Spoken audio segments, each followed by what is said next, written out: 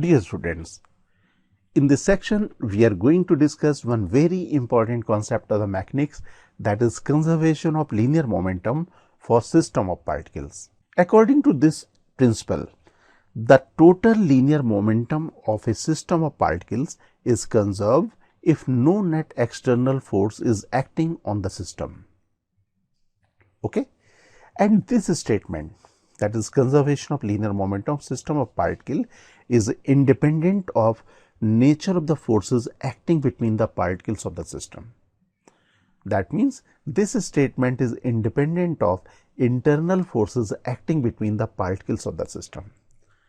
And these internal forces may be conservative or non-conservative. That means we can say the linear momentum is conserved for isolated system regardless the nature of the internal forces, even if forces are non-conservative. And this conservation of linear momentum principle is universal in nature. That means it is applied to both macroscopic and microscopic system. That means we can apply conservation of linear momentum for Earth and Sun system, and even we can apply this conservation of linear momentum principle for atomic or nuclear physics also, where classical mechanics fails.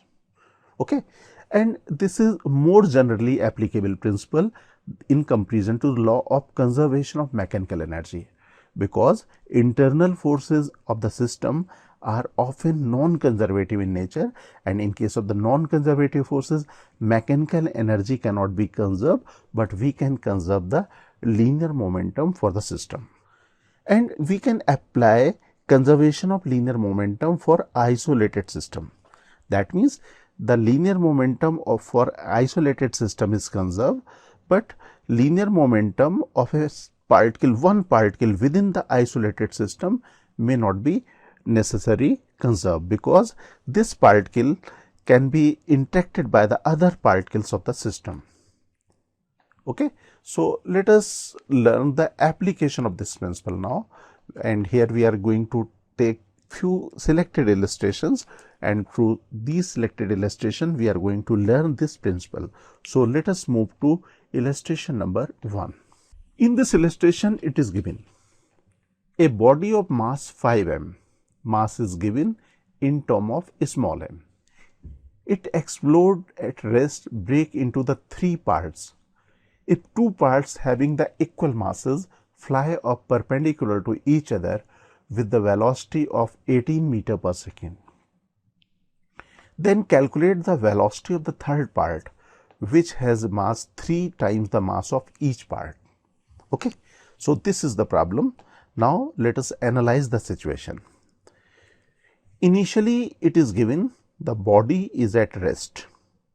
Body is at rest, that means initial linear momentum of the body is 0. Now explosion occur, and after explosion body break into 3 parts, right? There is no external force acting on the body. That means the linear momentum of the system just before explosion and just after explosion should be conserved, right? And we are given the total mass of the body is 3m. Let the mass of 2 part is m, and it is given the mass of third part is 3 times the mass of each part. So mass of the third part can be taken as 3m. So let us make the diagram of the situation. This is the body, right? Initially it is at rest. Now it explode into 3 parts, and 2 parts start moving perpendicular to each other, having the equal mass and equal velocity magnitude. This is the part number 1. It is moving along the x direction, and this is the part number 2. Suppose it is also having the same velocity magnitude, and it start moving along the y direction. The magnitude of the linear momentum for both particles is same. Okay, and let us decide where the third particle will go. Let third particle move in this direction. The mass of third particle is 3m and velocity of the third part is v. Okay, and initially we know this body is at rest, that is the initial linear momentum just before explosion is equal to 0. So here we can write P initial equal to 0, okay, and P final. Now come to the final linear momentum. Final linear momentum, we are assigning the linear momentum just after explosion. So let us write linear momentum just after explosion as P final. P final should be equal to P1 vector first, second P2 vector say, and this is P3 vector for the third part. So we can write P1 vector plus P2 vector plus P3 vector. We know the first part, say, which is moving along the x direction, it is having the linear momentum magnitude m multiplied by v1. So unit vector for linear momentum should be I cap. For this which is moving along the y direction, the magnitude of the linear momentum is mv1 and the unit vector in this direction is j cap, and we don't know in which direction this particle is moving. So let us take this as unknown. So let us write mv1 I cap plus mv1 j cap plus p3 vector, okay, p3 vector for the unknown one. As we know, linear momentum initially, this body is having 0 linear momentum. That means this linear momentum P initial should be equal to the P final. So this value should be equated to 0, right? From this equation we can write P3 equal to minus mv1 I cap plus mv1 j cap, okay. Now we can rearrange this equation. We can write this value as m3mv vector equal to this one. Now we can write v vector, that is the velocity of the third part, equal to minus 1 by 3 v1 I cap plus v1 j cap, right? M and m will get cancelled. So this is the velocity, and here we are given the magnitude of the velocity of these two parts is 18 meter per second. So here if we substitute 18 meter per second, 18 meter per second, so this value, that the velocity will become 6 I cap minus 6 I cap minus 6 j cap meter per second. So this give the velocity for the third part, and from this expression we can decide this velocity direction is equally inclined with the x-axis or y-axis, that is negative x direction and y direction. So this angle should be equal to 45 degree, right? 45 degree, and it is in the third quadrant, and magnitude of the velocity can be given as 6 root 2 meter per second. If it is 45 degree, so this angle, that is the angle made by the third part with the first direction of the motion of the first part, is 135 degree.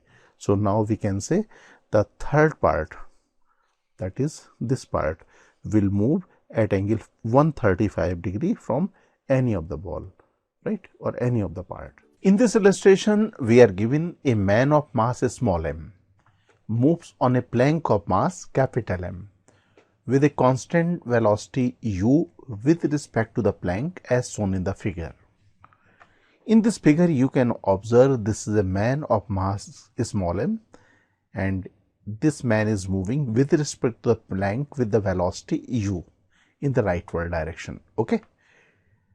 And in the next part of the question, it is given if the plank rests on the smooth horizontal surface, that means there is no friction between the plank and ground, then we need to calculate the velocity of the plank when man move, right?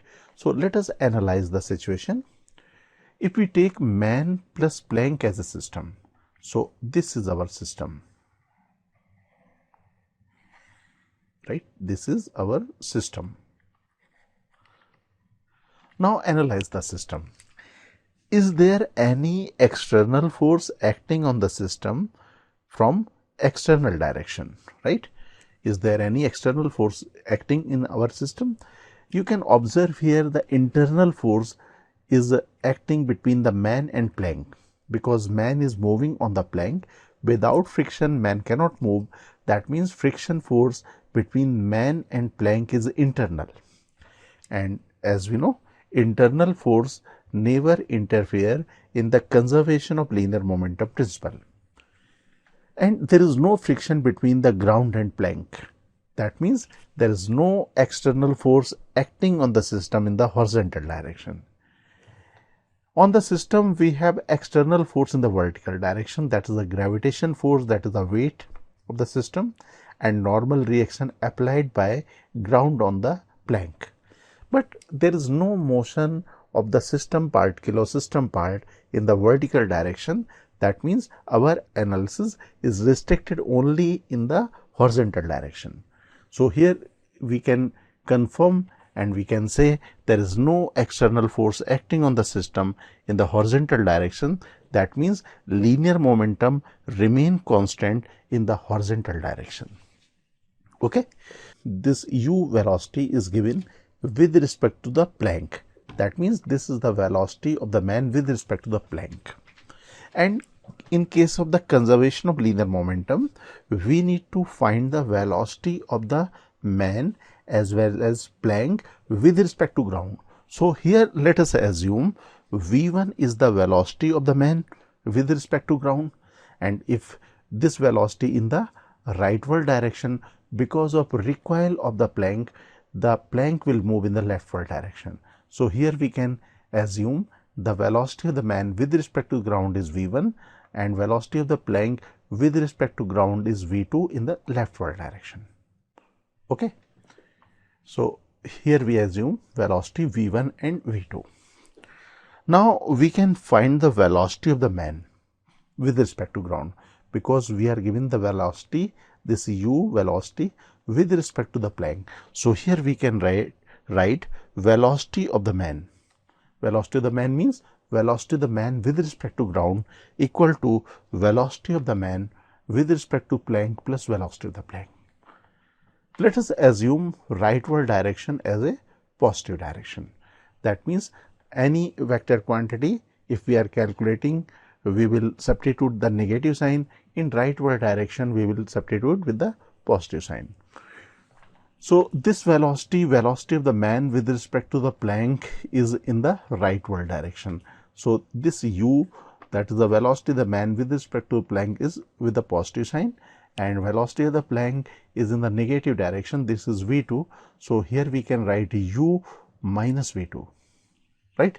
So this is the velocity of the man, that is v1. So v1 is equal to u minus v2. Okay. Now we have taken, as we discussed, the plank and man as a system, and initially our system is at rest because man initially was at rest. That means the initial linear momentum of the system was 0. That means it should be 0 always, because no external force acting on the system in the horizontal direction. So let us write the initial linear momentum, that is equal to 0. The final linear momentum. Final linear momentum include the linear momentum of the man, that is m multiplied by v1. It is in the rightward direction. So this is positive, and this is the linear momentum capital M multiplied by v2. It is in the negative direction. So here we can write initial linear momentum equal to final linear momentum, that is 0 equal to m multiplied by v1 minus capital M multiplied by v2. We have calculated the value of v1. This is equal to u minus v2. So let us substitute the value of v1 in this equation. Now we can rearrange to get the value of v2, and here v2 is equal to mu divided by small m plus capital M. This is the velocity of recoil of this plank, that is in the leftward direction. In this illustration, it is given a projectile is launched at angle theta naught. This projectile is launched with velocity v0, that is the initial velocity of the projectile is v0, and it is projected at angle theta naught. At the highest point of its path, that means at this position, it explodes into two parts of the masses of ratio 1:3. The lighter part retraces its path. Find the velocity of the heavier part just after explosion. Okay, this is the problem. Now let us analyze the situation. This projectile is projected with initial velocity v0 at angle theta naught. We know In case of the projectile, the horizontal component of the velocity remain constant always. That means at the highest point, the velocity of the projectile should be equal to v naught cos theta naught. Okay, so let us make the diagram for this situation. Initially, this particle just before explosion should have the velocity v naught cos theta naught, right? M is the mass of the projectile. Now what happened? At this point, it explode into two parts. The ratio of the masses is 1:3. Let us assume mass of the lighter part is m naught and mass of the heavier part is 3m naught. That means m naught should be equal to m by 4 and heavier mass 3m naught should be equal to 3m by 4. Let us assume initially these are having the mass m naught and 3m naught. Okay, so the lighter mass of mass m naught retrace its path. That means the velocity of this lighter part should be equal to velocity of the projectile at the highest point, highest position. We know the velocity at the highest position is v naught cos theta naught. That means velocity of the lighter part just after explosion should be equal to v naught cos theta naught, but in the leftward direction. Now let us analyze the heavier part. Heavier part is having mass say 3m naught. This velocity is unknown, so we can assume the unknown direction is in the rightward direction, and let us consider this velocity is having magnitude v. So this is the situation just after explosion. Okay, and we know at the topmost point, if we consider this object as a system, in the horizontal direction there is no external force acting on the system, right? That means the linear momentum of the system should be conserved. Linear momentum just before explosion and just after explosion should be equal. So let us write the linear momentum of the projectile just before explosion, and let us consider this direction as a positive direction, rightward direction. So linear momentum just before explosion should be equal to m multiplied by v naught cos theta naught. This is the P initial. Now let us write the linear momentum of the system of the particle. Now we have two particles just after explosion. This is equal to minus m naught multiplied by v naught cos theta naught plus 3m naught multiplied by v. V is unknown. Okay, and we know this value is m by 4 and this value is 3m by 4. So let us apply the conservation of linear momentum of the system of the particles just before and just after explosion. This linear momentum should be equal to this linear momentum. So let us conserve the linear momentum principle in the horizontal direction. This is the initial linear momentum just before explosion. This is a linear momentum just after explosion. So let us substitute the masses m by 4 and 3m by 4. You can observe this m and this m will get cancelled. Now we can find the value. This is equal to 3 by 4v and this is equal to 1 by 4 v naught cos theta naught, and this is v naught cos theta naught. That means we can write 3 by 4 v equal to 5 by 4 v naught cos theta naught. Okay, now we can get the value of v from this equation. So let us write the value of the velocity of the heavier particle just after collision is 5 by 3 v naught cos theta naught. This is the required value.